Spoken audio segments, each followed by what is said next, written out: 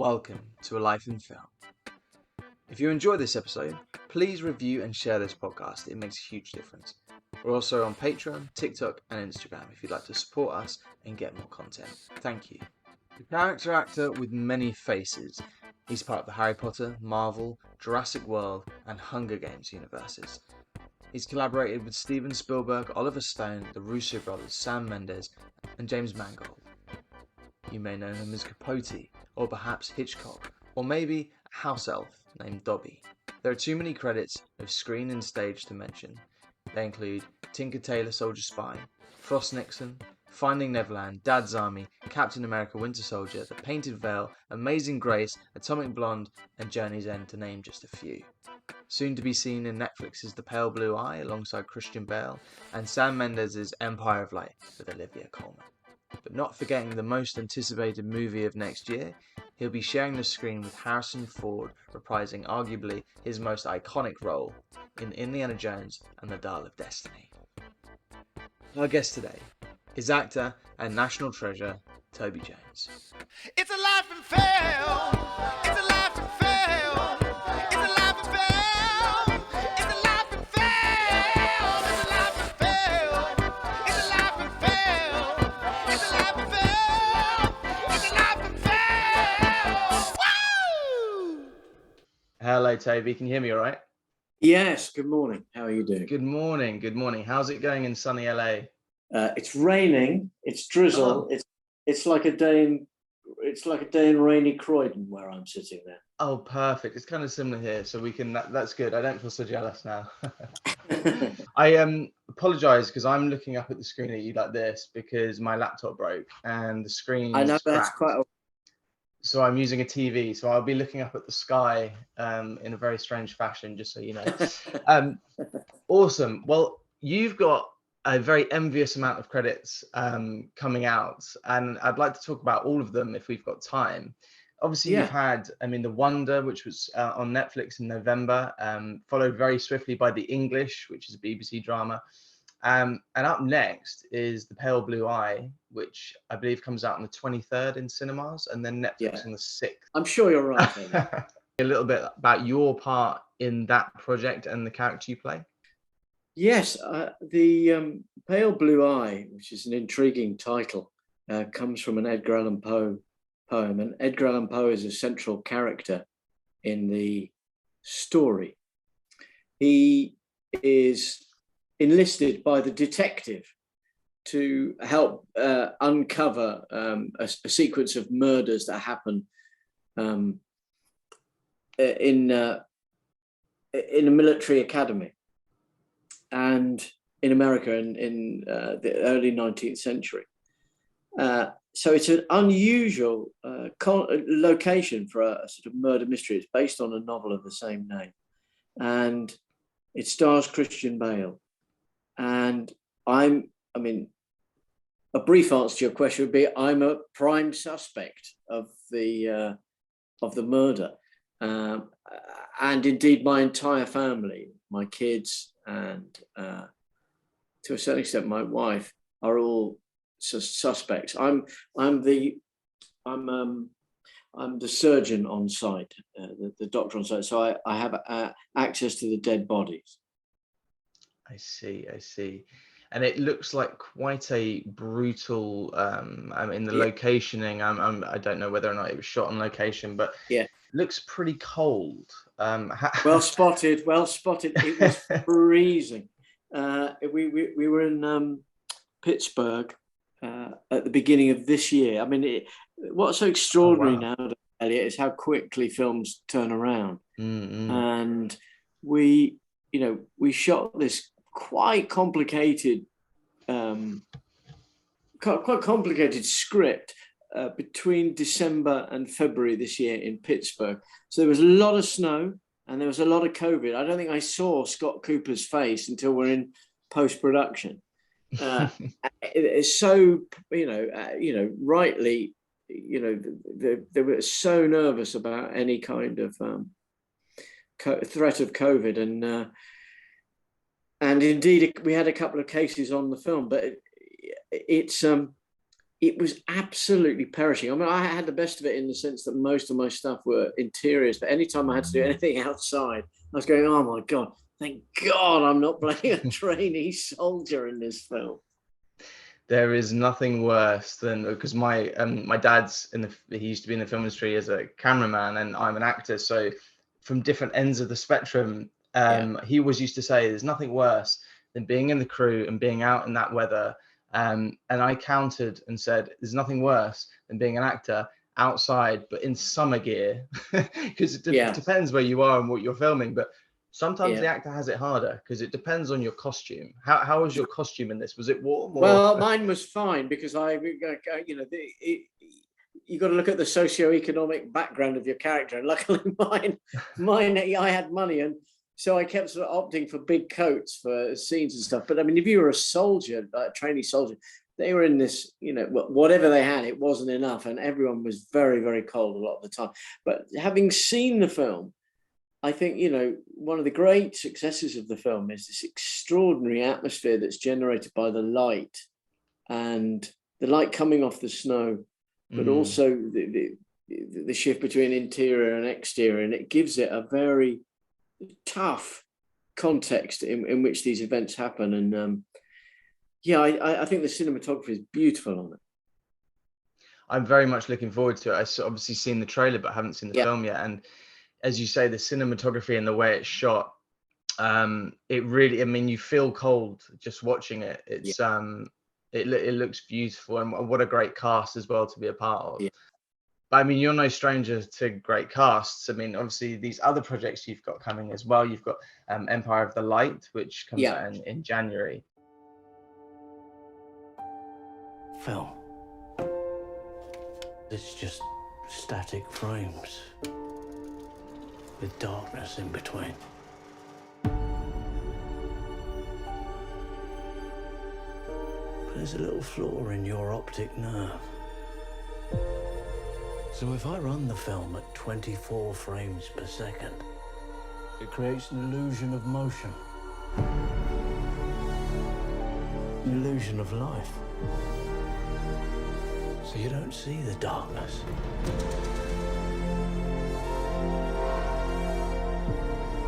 Out there, I just see a beam of light.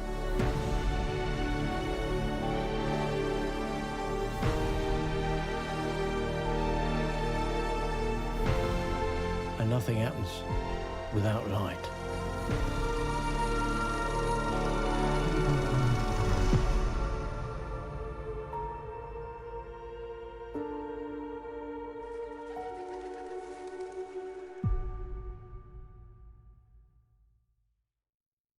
Obviously Sam Mendes, as we all know, an incredible director.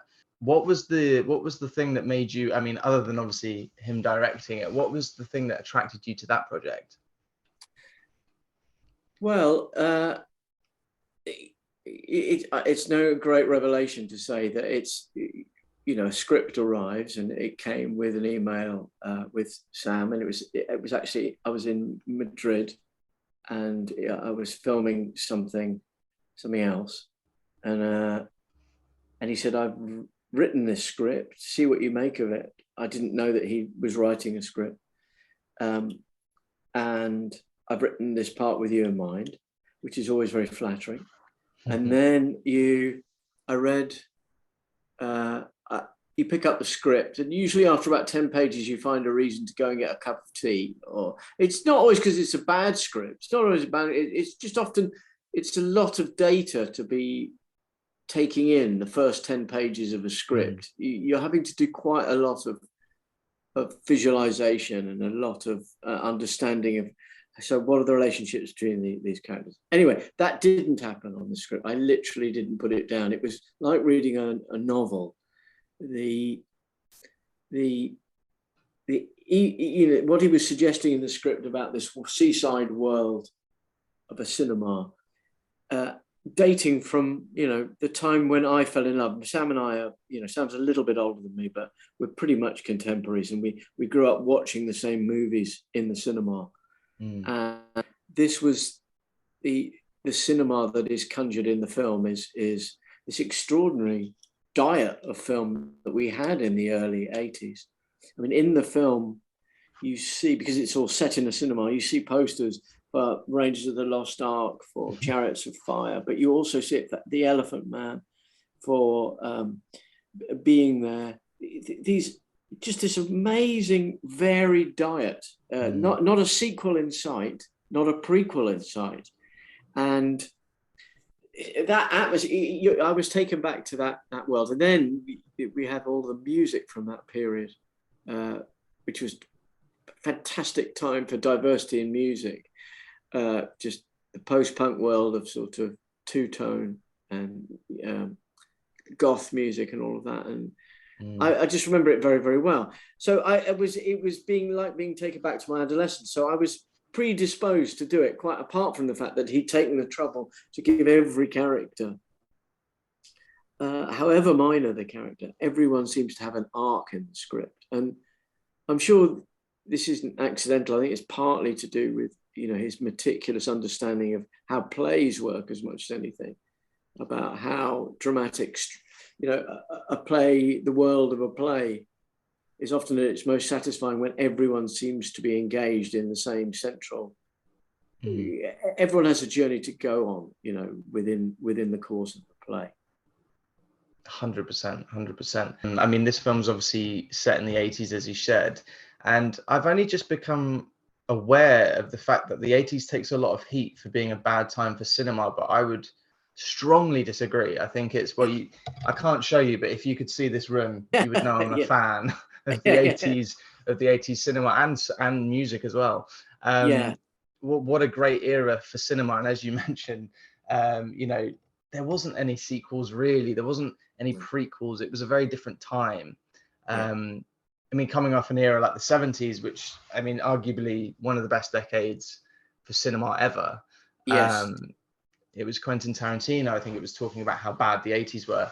And I was very surprised. I think it's an amazing era for cinema. And what a great time for you to grow up and go to the cinema and watch films. Yeah, I mean, there are things about that period. There's a kind of gloss to some of the cinematography, and indeed there's a kind of gloss to the production of some of the music. A kind of overproduced quality to that period, which makes it quite identifiable. But I think more than anything else, one struck by just the diversity of the diet, the cultural diet, is, it's not that films were necessarily brilliant films. There were brilliant films, some of which I've mentioned, but it's more that the popular cinema, you had access to such a varied diet of product. And so you could go and see Stir Crazy and Richard Pryor and Gene Wilder comedy. And then you could go and see Peter Sellers in this very melancholy. And they were in the same cinema. They weren't sort of segregated into art house and multiplex in the way that it is now, or streamer or whatever. So in that sense, it was it feels a more, I'm trying to resist saying more optimistic time, but I suppose because whatever era we're in, we're trying to promote diversity in everything, because diversity is what creates culture. It's what moves the culture forward. Yeah, no, for sure. It is a very different time now, and there's the good and the bad. When it comes to sequels, obviously one very famous from its time, and I'm sure you've been asked this a lot in the last 24 hours because the trailer came out yesterday, and I'm so excited for this film. I'm not gonna lie. I'm really hoping that it's as good as it looks. I miss the desert.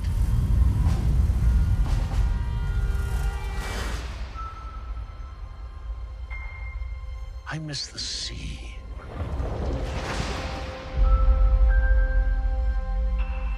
And I miss waking up every morning, wondering what wonderful adventure the new day will bring to us. Those days have come and gone. Perhaps not. I don't believe in magic. But a few times in my life, I've seen things I can't explain. And I've come to believe it's not so much what you believe.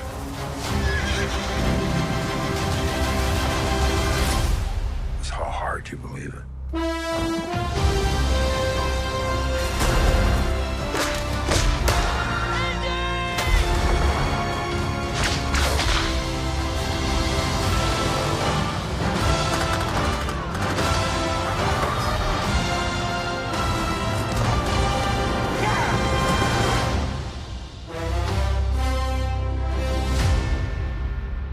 Who is this man? I'm her godfather. Related. Get back!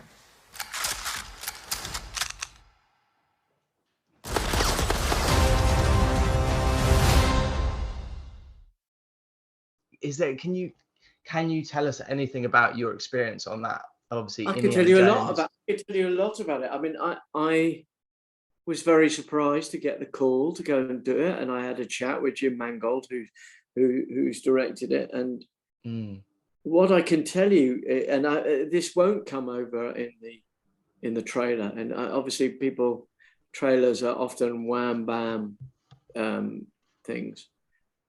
But I would be surprised if people weren't moved by a lot of the film, because I'm not sure how many more or whether there'll be any more, but there is an emotional aspect. Even in the trailer, you can see that it's playing with two different time zones. So that's not a spoiler. But there is a melancholy about that that was in the script. And, you know, for all of the fantastic action that you can see there's going to be in it, and for all of the the great humor that Harrison, you know, brings to the part, and indeed that I'm sure Phoebe will bring to her, but I wasn't in any scenes with her. Nonetheless, what struck me most about it was a kind of a sort of a yearning in the character that I found really touching and unusual in that kind of tentpole film. Well, as you say, there's two different. I'm glad you've confirmed that, because when I've watched the trailer quite a few times already, and I was trying to figure it out. I was like, there's something going on here with it, obviously him being younger and everything else. So obviously your character's in the parts where he's young for whatever reason. We don't know what that is. But can you talk about how they got that effect to work? Because obviously I think you might be, or I might be in danger. Yeah, there's someone aiming at you through the window right now. Yeah. It's just that I don't know what I'm allowed to say about any of that stuff. Of course. I'm sure, you know, I saw so much extraordinary technological jiggery-pokery going on such a massive scale that even if I began to try and explain it to you, there's going to be, you'll just have to wait, because I think there's going to be amazing revelations. Brilliant. I'm looking forward to it very much. Okay, I'll move on swiftly. Yeah. I want to ask you about how you started out, and obviously I know that your parents were both actors. Did that have a big influence on you going into the industry and starting your own career? I mean, everyone's parents affects to a greater or less extent what they choose to do. You know, one, because what is normal in the household, you know, what is a normal relationship with work. So for me, a kind of chaotic relationship, because to be self-employed in that way, you know, that's normal. And so that sense of work not being entirely dependable, or work happening in fits and starts, or work happening, not being totally in charge of your job, you know, not being able to disappear into a workshop or go off to work at a regular time, that was normal. And so that has to have an influence. That said, you know, the amount of acting that was, you know, in our house, you know, that I was really keen not to get involved in acting and to do something very different, because I didn't want to do what my parents did. And I think what happened was I found I thought I knew I wanted to be involved in the world of drama, whether it be, well, I thought it would be theatre. I assumed it would be theatre. And so I found a drama school after university, partly because I went to university and I discovered this drama school, where I didn't have to make a big decision about what aspect of drama I was going to get involved in. That if you're an actor, to a certain extent, you know, the original actors, by which I mean the people who used to take carts from town to town and improvise plays in different languages and integrate singing and acrobatics, and then produce their own show, market their own show, and publicize their own show, and direct it to a certain extent. That model was very much the model of the drama school I went to in Paris. And over the course of 2 years, it suddenly became clear that I didn't have to make this big decision about what I was going to do in that world, that I could have a career in which I did all of that. Now, inevitably, I thought that was going to be in theatre, but subsequently, it's allowed me, I think, to sort of try my hand, you know, dip my toe in the water with writing and to a certain extent do a little bit of directing of theatre, and certainly a lot of teaching and all of those aspects I really value. And I think that's just one of many, many answers of why one ends up doing what one does, because there's obviously psychological need. Yeah, we can't go into it that deeply. We don't want to go down that road. Yeah. And it's great to be able to have those different bows to your string, where you write, as you say, you teach, and you do all these things as well. I find writing is very good for the downtime, keeping you sane, keeping you focused, and having that structure. In the early days of your career, I'm sure now, I mean, looking at this, the things you've got coming out, I'm sure there's very little breaks in your career. But when you started out, the downtime, how did you cope with that? What were your coping mechanisms? Well, you cope very badly with it. I mean, as an actor, you come out of, you know, if you've been to a drama school, you come out having been, as I was, you know, intensely challenged. And every part of me was up for question, and I was up for questioning it. And you come out into a world, you know, which is overpopulated with actors, you know, and in our country, in the UK, really good actors, you know, like it's not that there's just too many actors. There's a lot of very, very good actors and not enough work for all those very, very good actors.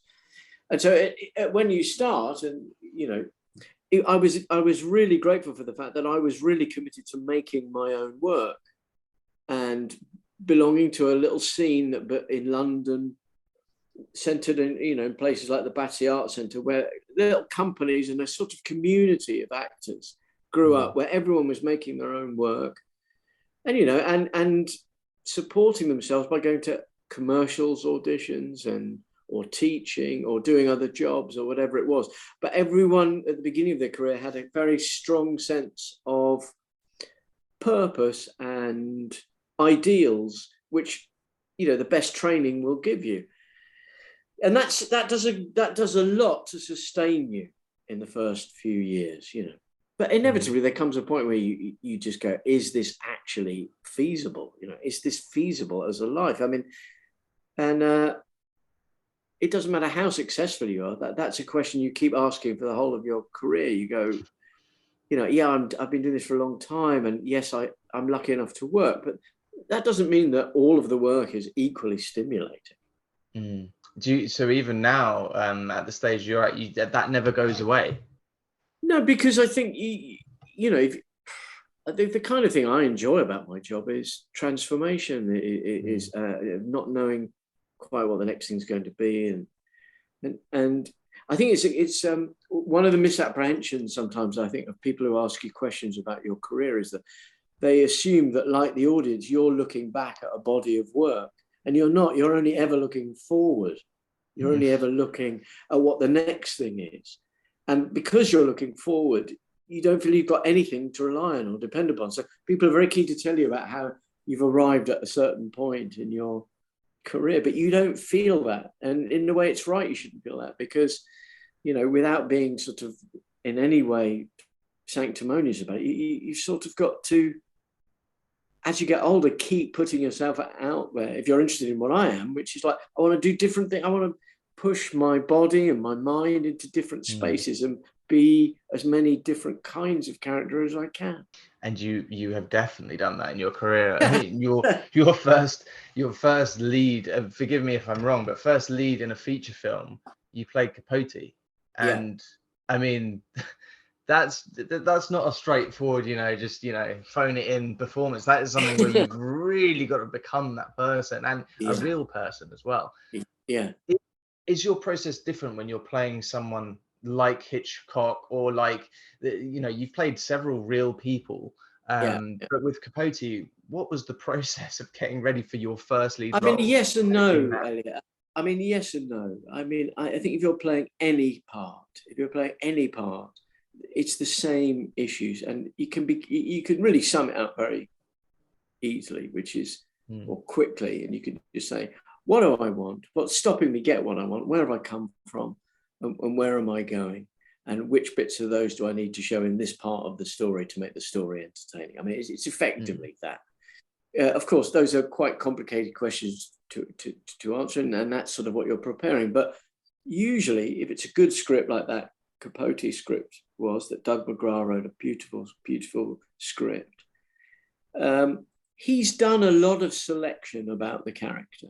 And then you are in the then you're in the business of trying to go, well, how can I become enough of this character that I'm not constantly feeling inadequate to the job? I have to fortify myself with enough vocal, movement, props, costume, data, just to give myself ideas about how to make it see. But the character is never bigger than the story, because that's just not, you know, you have to serve the story, and the story is already not the truth. You know, the story is a screenwriter's, you know, montage of a biography, or a take on a certain aspect of someone's life. So I think that the big difference is there's a lot of data if it's a real person, and a lot of it's on YouTube, and a lot of it can be found very easily, you know. And rather than having to make that stuff up, there's a lot of stuff you can distract yourself with by just, you know, I mean, I think I must have read everything Truman Capote ever wrote, but I'm not sure that helped me in any way. I mean, I just did it because I felt I had to go into total immersion, because, as you say, it was the first time I'd played a lead role in a film. I mean, an incredible movie. I remember seeing it around the time it came out, and that strange thing of having, you know, Infamous come out at the same time as the Capote movie as well, with Philip Seymour Hoffman, and then you had it again with Hitchcock, and then Anthony Hopkins had his Hitchcock version come out. Just going to say this, I'm not biased at all. I preferred both your versions of each of those, and I think your performance was just so real, especially as Capote. It must be difficult to rein it in and not become a caricature of those things. Well, I think you've hit the nail on the head. Is that I didn't really know anything about Capote, and I remember thinking, well, I'm going in for this screen test, I better have a look at this character's voice. And I remember just going, well, that's impossible. I mean, that's just utterly impossible. What is that creature? How? I've never heard a voice like that. And I remember going to the screen test and saying, listen, you know, I was rehearsing a play at the time, and I remember going, I said, I just haven't had the time. So I'm probably going to sound like a particularly adenoidal Bob Dylan. That's about as close as I could get to it. And they went, no, that's fine. And the voice was a big deal, you know. But above and beyond that, as you say, when you're playing a flamboyant character, the thing you're haunted by is that you're thinking that people are going to think you're overacting. But actually,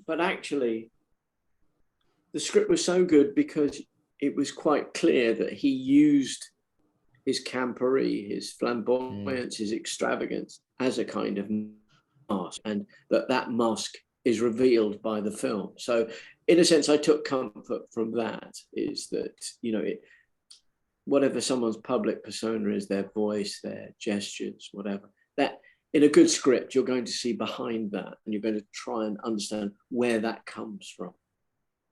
It's a tradition with this podcast. We like to ask the guest, do you have an embarrassing, like an audition moment or a moment on set, perhaps corpsing story that you would be willing to tell the audience? I mean, I have so many. I mean, as soon as you say that, there's a chill goes down, my spine. At times, certainly auditions where one has felt, and at the beginning where you don't know anything about anything and you don't know what they're looking for. And in those days, I had the advantage that often I'd be meeting the director, and you're not doing a stupid, self-tape thing where you're on some weird speculation about what on earth they want. But I don't know that I can share. I mean, the one that I did do, I was asked to play a musical instrument, and I stupidly claimed that I could. I did a couple of lessons or whatever, and unwisely tried to suggest that I was well on the way to learning a musical instrument. Never do that. Learn from my mistake. You can't fake that shit. That's the classic, isn't it? Can you ride a horse? Yeah, of course I can. It's fine. Yeah, never do that. And I can die. Yeah. Perfect. Thank you so much, Toby. This has been wonderful. I'm a big fan, and I'm very much looking forward to all of these movies coming out, particularly Indiana Jones. But have a great rest of your day. Pale Blue Eye is in cinemas now and will be on Netflix on the 6th of January. Empire of Light will be out in cinemas on the 9th of January, and Indiana Jones and the Dial of Destiny will be in cinemas on the 30th of June. Thank you to our guest Toby, and thank you to Public Eye. If you enjoyed this episode, please review and share this podcast. It makes a huge difference. We're also on Patreon, TikTok, Instagram, if you'd like to support us and get more content. Thank you. Merry Christmas. Life in Film will be back next year. It's a life in film. It's a life in film. It's a life in film. It's a life in film. It's a life in film. It's a life in film. It's a life in film. And you better come back next month to a life in film. To a life